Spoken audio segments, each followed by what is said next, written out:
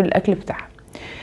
زي ما اتفقنا كمان انه في حاجات الجسم بيصنعها وفي حاجات احنا محتاجين ناخدها من بره. الاوميجا 3 من ضمن الحاجات اللي الجسم مش بيصنعها وبنحتاج ناخدها من الاكل بتاعنا ده بنسبة كبيرة، ولو مش عارف اخدها قوي لاي سبب كان ممكن اخدها كمكمل، بس الجسم بيمتص احسن الحاجات اللي بتيجي من الاكل الطبيعي.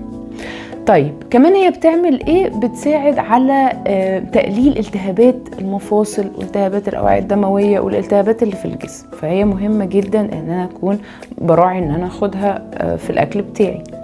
كمان بتساعد للسيدات برضو الحوامل او اللي بترضع انه هي تاخدها كمان عشان صحة الجنين وعشان صحة الطفل اللي بيرضع، فهو حلو ان هي تبقى في النظام الغذائي بتاعها بتدخل نسبة من اوميجا 3 في الاكل بتاعها. طيب نلاقيها فين بقى الاوميجا 3؟ بنلاقيها طبعا